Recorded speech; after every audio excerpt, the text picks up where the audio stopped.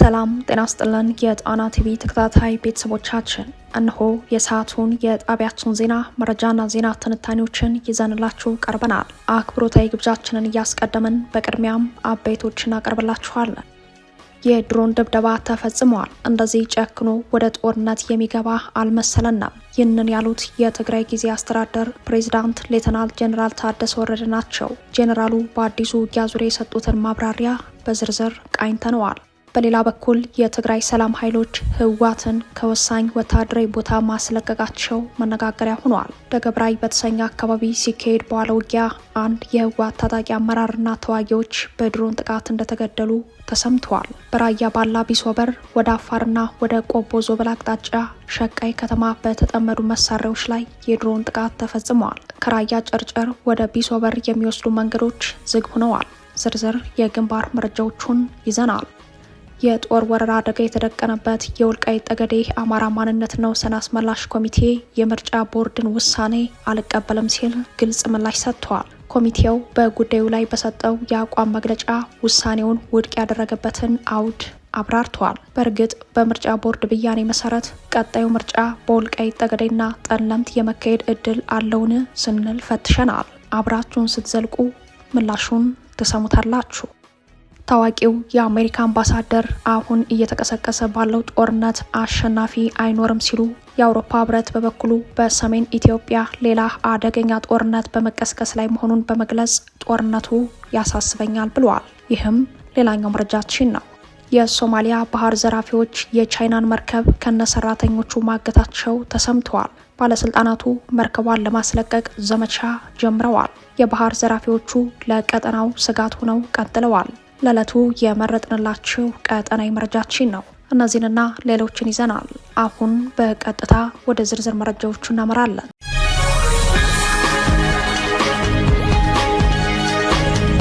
የደብረ ጽዮን መግለጫን ተከትሎ ጄኔራል ታደሰ ወረደ መግለጫ ሰጥተዋል። በመግለጫቸው የድሮን ድብደባ ተፈጽመዋል። እንደዚህ ጨክኖ ወደ ጦርነት የሚገባ አልመሰለንም ብለዋል። በሌላ በኩል የትግራይ ሰላም ኃይሎች ህወሓትን ከወሳኝ ወታደራዊ ቦታ አስለቅቋል። በጠለምት የህወሓት ወታደራዊ ወረራን ተከትሎ የድርጅቱ ሊቀመንበር ደብረጽዮን ገብረ ሚካኤልና የጊዜያዊ አስተዳደሩ ፕሬዝዳንት ጄኔራል ታደሰ ወረደ ውጊያው ከተጀመረ ከቀናት በኋላ ለመጀመሪያ ጊዜ በየፊናቸው መግለጫ ሰጥተዋል። ደብረጽዮን በአፍሪካ ህብረት በኩል ከፌዴራሉ ጋር ለድርድር ዝግጁ መሆናቸውን ሲገልጹ፣ ጄኔራል ታደሰ ወረደ ደግሞ ለተካሄደው ውጊያና ለድሮን ጥቃቱ ማረጋገጫ ሰጥተዋል።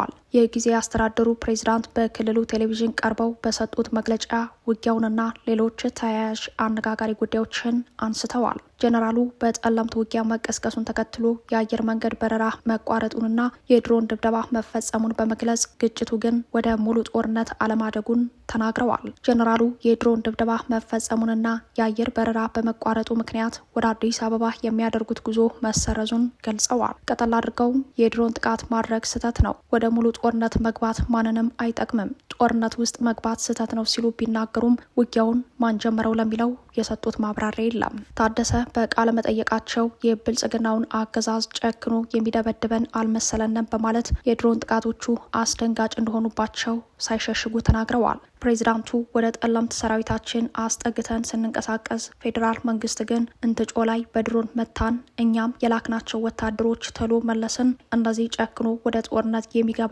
አልመሰለንም ሲሉ ሁኔታውን ያብራሩት ታደሰ ወረደ ይህንን ቢሉም የህወሓት ታጣቂዎች በምዕራብና ምስራቅ ጠለምት ቀጠናዎች አሁንም እንቅስቃሴ ላይ መሆናቸውን የተሰማው ላብነት ታደሰ ይህንን መግለጫ በሰጡበት በትናንትናው ዕለት ጥር 23 ቀን በምስራቅ ጠለምት ደገብራይ በተሰኘ አካባቢ ሲካሄድ በዋለ ውጊያ የአርሚ 11 አዛዥ የጄኔራል ወርቃይኑ ቀኝ እጅ እንደነበሩ የተነገረላቸው ኮሎኔል ወዲ ፈጠነ የተባሉ አዋጊን ጨምሮ በርከት ያሉ የህወሓት ታጣቂ አመራርና ተዋጊዎች በድሮን ጥቃት እንደተገደሉ ተሰምተዋል። የትግራይ ጊዜያዊ አስተዳደር ፕሬዝዳንት ሌተናል ጄኔራል ታደሰ ወረደ ግን የላክናቸውን ወታደሮች መልሰናል ሲሉ ተደምጠዋል። እኔ ወደ ሙሉ ጦርነት እንገባለን የሚል እምነት የለኝም፣ በፍጥነት ወደ ንግግር እንገባለን ብዬ አስባለሁ ሲሉ ቢደመጡም ውጊያዎች ግን እንደቀጠሉ ነው። የጦርነት መጨረሻ አይታወቅም፣ ወደ አላስፈላጊ ጦርነት መግባት የለብንም ሲሉ የተደመጡት የጊዜያዊ አስተዳደር ፕሬዝዳንቱ በእጃቸው ሊያዙት የሚችሉ ታጣቂ ኃይል በሌለበት ሁኔታ ንግግራቸው ከግል አስተያየት የማይሻገር ሆኖ ታይተዋል። በአሁኑ ሰዓት በትግራይ 3 ኃይሎች እንዳሉ የሚያስረዱት የጉዳዩ ተከታታዮች በበኩላቸው ወሳኙ ወታደራዊ ክፍሉ መሆኑን ያስረዳሉ። ከሶስቱ ኃይሎች አንደኛው ህወሓት እንደ ፖለቲካ አመራር፣ ሁለተኛው ታጣቂ ኃይሉን የሚመሩት ወታደራዊ አመራሮች ሲሆኑ በሶስተኛ ደረጃ የሚታየው ደግሞ ጊዜያዊ አስተዳደሩ መሆኑን ይጠቅሳሉ። ህወሓትና ታጣቂ ኃይሉን የሚመሩት ወታደራዊ አመራሮች የተሻለ ተጽዕኖ የማድረግ አቅም እንዳላቸው የሚያስረዱት የጉዳዩ ተከታታዮች የሌተናል ጄኔራል ታደሰ ወረደ ጊዜያዊ አስተዳደር በሁለቱ ኃይሎች ላይ ተጽዕኖ የመፍጠር አቅም እንደሌለው የተንሳፈፈ መዋቅር እንደሆነ ይሞግታሉ። በዚህ ሙግት የሌተናል ጄኔራል ታደሰ ወረደ ማብራሪያ የግለሰብ አስተያየት ከመሆን እንደማይዘል ነው የተመላከተው። ጄኔራሉ በጦርነት የሚፈታ ችግር የለም የሚለውን ቃል ደጋግመው ሲናገሩ ቢሰማም ሁለቱ ጦረኛ ኃይሎች በውጊያው ሜዳ ላይ እንደቀጠሉ ነው። በሌላ በኩል በራያ ዘቦና አካባቢው የህወሓት ታጣቂዎችና የትግራይ ሰላም ኃይሎች ውጊያ አራተኛ ቀኑን ይዟል። በቀጠለው ውጊያ የትግራይ ሰላም ኃይሎች የአየር ኃይል ሽፋን የተሰጣቸው መሆኑን ለጉዳዩ የቀረቡ ምንጮች ጠቁመዋል። ይህንን ተከትሎ የትግራይ ሰላም ኃይሎች በዋጅራት የህወሓትን ወሳኝ ወታደራዊ ቦታ በማስለቀቅ እንደተቆጣጠሩ ነው ከአካባቢው የወጡ መረጃዎች ያሳዩት። ሰነአላ የተባለው ወሳኝ ወታደራዊ ቦታ የህወሓት ታጣቂዎች የነበሩበት መሆኑን የጠቀሱት ምንጮች ቦታው በአሁኑ ሰዓት በትግራይ ሰላም ኃይሎች እጅ መውደቁ ታውቋል። እንደ ወታደራዊ መረጃ ከሆነ በአካባቢው የህወሓት ታጣቂዎች በድሮን ጭምር ከተጠቁ በኋላ ነው የትግራይ ሰላም ኃይሎች ቦታውን የተቆጣጠሩት። የህወሓት ታጣቂዎች በበኩላቸው በግራ ዋስተን፣ ገራርሳ፣ ደዳረግ በተባሉ ቦታዎች የቡድን መሳሪያዎችን በማጥመድ ውጊያ እያደረጉ ነው። በራያ ባላ፣ ቢሶበር ወደ አፋርና ወደ ቆቦ ዞብል አቅጣጫ ሸቃይ ከተማ በተጠመዱ መሳሪያዎች ላይ ትናንት ጥር 23 ቀን ከእኩለ ቀን በኋላ የድሮን ጥቃት መፈጸሙም ተሰምተዋል። እስካሁን ባለው ወታደራዊ መረጃ በተለያዩ አካባቢዎች ማለትም በአማራ ጠለምትና ራያ እንዲሁም በትግራይ አካባቢዎች የህወሓት ታጣቂዎችን ኢላማ አድርገው የተፈጸሙ የድሮን ጥቃቶች ብዛት በቁጥር 11 ደርሰዋል። ወታደራዊ ፍጥጫው ከፍ ብሎ በታየበት ራያ ግንባር ነዋሪዎች ውጊያውን በመሸሽ አሁንም መፈናቀላቸው እንደቀጠሉ ነው። በቢሶበር በ10 ሺዎች የሚቆጠሩ ነዋሪዎች አካባቢያቸውን ለቀው እየወጡ ነው። ከራያ ጨርጭር ወደ ቢሶበር የሚወስዱ መንገዶች ደግሞ ዝግ መሆናቸው ተሰምተዋል። በሌላ መረጃ በጠለምት ወረዳ ከሚንቀሳቀሱት የህወሓት ታጣቂ ኃይሎች መካከል አርሚ 11 እና 13 እየፈረሰ መሆኑ ተሰምተዋል። በምዕራብ ጠለምት ዲማ ከተማን ለመያዝ ጥቃት ሰንዝሮ የነበረው ኃይል ሙከራው ሳይሳካለት በመቅረቱ ወደ ኋላ እንዳፈገፈገ ተጠቁሟል። ዛሬ ማለዳ ለጣና በደረሳት መረጃ ይህ ኃይል በአብዛኛው ወደ ኋላ ለመሸሽ ተገዷል። በተለይም አርሚ 11 እና 13 እየፈረሰ መሆኑን የገለጹት በስፍራው የሚገኙ ተባባሪዎች የአርሚ 11 አዛዥ ኮሎኔል ጋይም ሽሻይ በሰራዊቱ መክዳት ሳቢያ ሪፖርት ማቅረባቸው ተሰምተዋል። ታጣቂዎቹ ትጥቃቸውን በመያዝ በየፊናቸው መሸሻቸውን ተከትሎ ኮሎኔሉ ለአርሚው ዘመቻ ኃላፊ ኮሎኔል ሚዛን ገብረ ጊዮርጊስ ያቀረቡት ሪፖርት ተስፋ አስቆራጭ እንደሆነ ተመልክተዋል። እንደ መረጃው ከሆነ በብዛት እየከዳና እየተበተነ ያለው አርሚ 11፣ አርሚ 13 እንዲሁም ወልቃይትና ደደቢት ክፍለ ጦሮች ላይ በመሆኑ በደጀን ላይ ያለው ኃይል ከተበተኑበት እንዲሰበስባቸው ጥሪ ተላልፈዋል። የመበተን አደጋው ሪፖርት የደረሳቸው ኮሎኔል ሚዛን ገብረ ጊዮርጊስ ለግዳጅ ብቁ ነው ያሉትን የኃይል መጠን ለኮሎኔል ጋይም ሽሻይ ማስታወቃቸው ታውቋል። ኮሎኔል ጋይም ሽሻይ አሁን ባለው ከተበተነው የተረፈ ኃይል ግዳጅ መወጣት ስለማይችል ተጨማሪ ኃይል እንደሚያስፈልጋቸው ተናግረዋል። ለጠየቁት ተጨማሪ የሰው ኃይል እስካሁን ምላሽ አለመሰጠቱን የሚያሳየው መረጃው ተለዋጭ ክስተቶች ሊኖሩ እንደሚችል ግን ተመላክተዋል።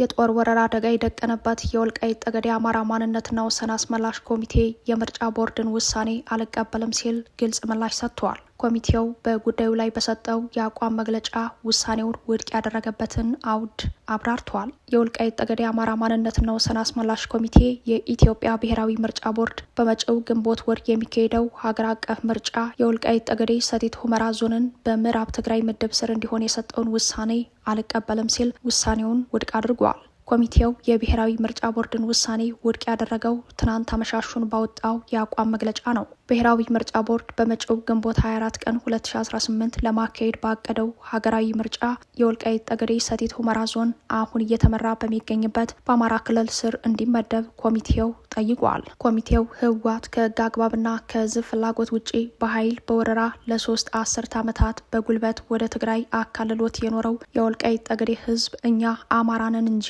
አማራ እንሁን አላልንም በሚል ጽኑ የትግል መሪ ቃል በ2008 ዓ.ም ለፌዴሬሽን ምክር ቤት የወሰንና ማንነት ጥያቄውን ከማስገባት ጀምሮ የተደረገውን ህዝባዊ ትግል አስታውሷል። በትግሉም ህዝቡ ላለፉት 5 ዓመታት ነጻነቱን ማግኘቱን በመጥቀስ ምርጫ ቦርድ ይህንን ህዝባዊ የትግል ውጤት ከግምት ውስጥ በማስገባት ውሳኔውን በአስቸኳይ እንዲያስተካክል ኮሚቴው ጥሪ አቅርቧል። የወልቃይት ጠገዴ አማራ ማንነት አስመላሽ ኮሚቴ በመግለጫው ተከታዩን እውነታ አስረድተዋል። በቀድሞው የፌዴሬሽን ምክር ቤት አፈ ጉባኤ በአቶ አደንፋራ የተመራ ልዑክ የወልቃይት ጠገዴን ህዝብና አካባቢ በአካል ተገኝቶ ካደረገው የዳሰሳ ጥናት ሪፖርት ጀምሮ አሁን እስካለው አስተዳደር ድረስ ያለውን ነባራዊ ሁኔታ ከግምት ውስጥ ያላስገባ ውሳኔ ምርጫ ቦርዱ ማሳለፉን ኮሚቴው ገልጿል። ኮሚቴው የወልቃይት ጠገዴ ሰቲት ሁመራ ዞን በመጪው ሀገር አቀፍ ምርጫ በአማራ ክልል ስር እንዲመደብ በማሳሰብ ብሔራዊ ምርጫ ቦርድ ያስተላለፈውን ውሳኔ መልሶ በማጤን የማስተካከያ እርምጃ እንዲወስድ በመግለጫው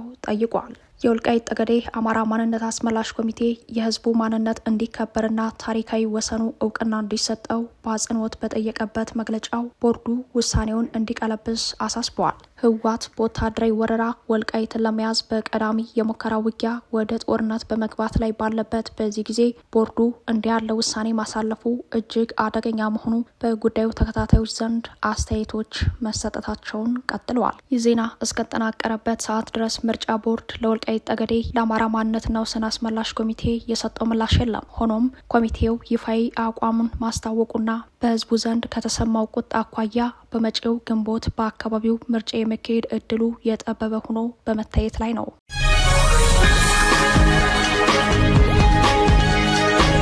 የቀድሞው የአሜሪካ አምባሳደር አሁን እየተቀሰቀሰ ባለው ጦርነት አሸናፊ አይኖርም አሉ። የአውሮፓ ህብረት በበኩሉ በሰሜን ኢትዮጵያ ሌላ አደገኛ ጦርነት በመቀስቀስ ላይ መሆኑን በመግለጽ ጦርነቱ ያሳስበኛል ብሏል። የቀድሞው የአሜሪካ የውጭ ጉዳይ ሚኒስተር የአፍሪካ ጉዳዮች ረዳት ሚኒስተር አምባሳደር ቲቦር ናጊ በይፋዊ ኤክስ ገጻቸው ባሰፈሩት መልእክት በሰሜን ኢትዮጵያ ዳግም ያገረሸው ግጭት እንዳሳሰባቸው ገልጸዋል። አምባሳደሩ በዚህ ጦርነት ማንም አሸናፊ አይኖርም፣ አሸናፊ ካለም የውጭ ኃይል ነው ብለዋል።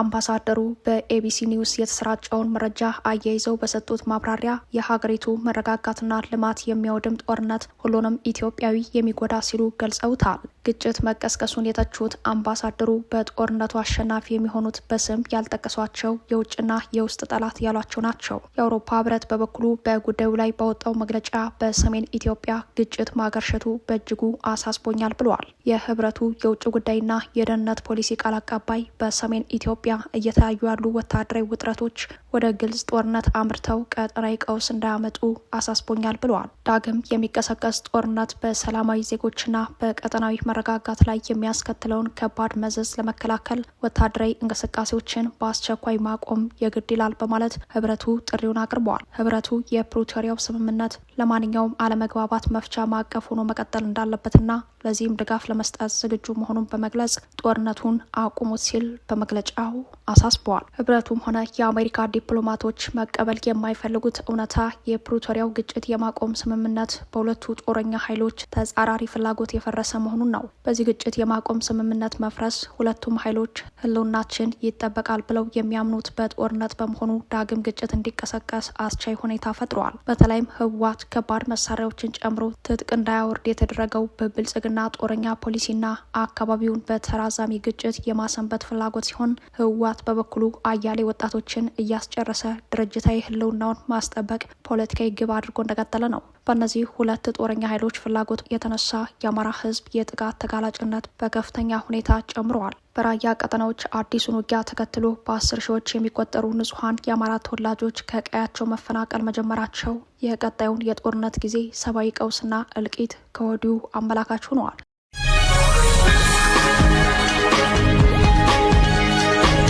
የሶማሊያ ባህር ዘራፊዎች የቻይናን መርከብ ከነሰራተኞቹ ማገታቸው ተሰምተዋል። ባለስልጣናቱ መርከቧን ለማስለቀቅ ዘመቻ ጀምረዋል። የሶማሊያ የባህር ዘራፊዎች በፑንትላንድ ግዛት የቻይና ንብረት የሆነች መርከብን ማገታቸው ተሰምተዋል። ይህም በቀጠናው የባህር ውንብድና አደጋ ላይ ለመዝለቁ አመላካች ነው ተብሏል። በቀጠናዊ መረጃው ላይ እንደተመላከተው መርከቧ የታገተችው በባንዳርቤላ የወደብ ከተማ አቅራቢያ ባለ የውሃ ክልል ነው። የባህር ዘራፊዎቹ እገታውን ፈጽመው የማስለቀቂያ ክፍያም ጠይቀዋል። ትናንት ከሰዓት የታገተችው የቻይና መርከብ ከነሰራተኞቹ በአጋቾች እጅ ላይ መሆኗ ታውቋል። መርከቧ በሶማሊያ የባህር ዘራፊዎች ስትታገት ይህ ለሁለተኛ ጊዜ ነው። እንደ አውሮፓ አቆጣጠር በ2024 ለ3 ወራት ያክል ታግታ የ$2 ሚሊዮን የማስለቀቂያ ክፍያ ተፈጽሞ መርከቧና ሰራተኞቿ ተለቀው እንደነበር ከጉዳዩ ጋር ተያይዞ የወጣው መረጃ ጠቁሟል።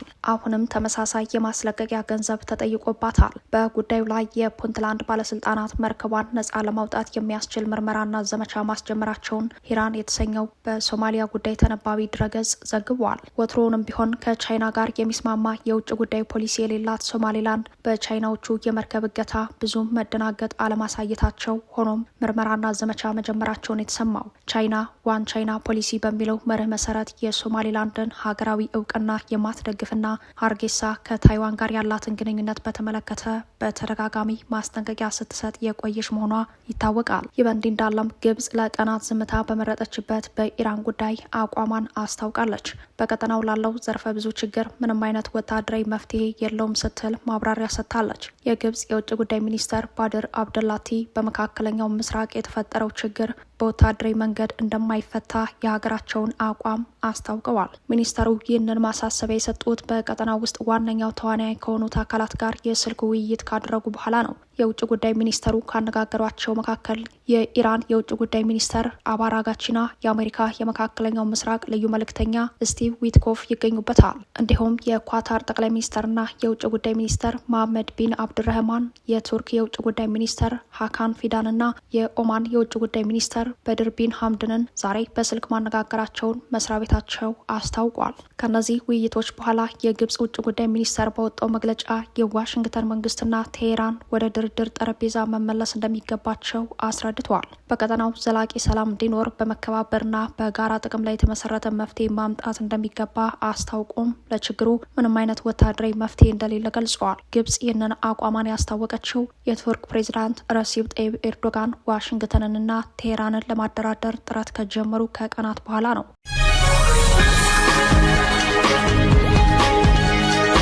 ክቡራትና ክቡራን ቤተሰቦቻችን ለሰዓቱ የተሰናዱት መረጃዎቻችን እየተከታተሏችኋቸውን ይመስሉ ነበር። አብራችሁን ስለቆያችሁ ልባዊ ምስጋናችን ድረሳችሁ እያለን የጣና ቲቪ ወቅታዊ ዜናዎች፣ ትንታኔዎችና ልዩ ልዩ ፕሮግራሞችን እንዲደርሷችሁ ቻናላችንን ሰብስክራይብ በማድረግ ቤተሰብ ሆኖ በተሳትፎ የትግል ሚዲያው እንዲያጠናክሩ ጥሪያችን እናቀርባለን። ጣና ቲቪ ከሀቅ ጋር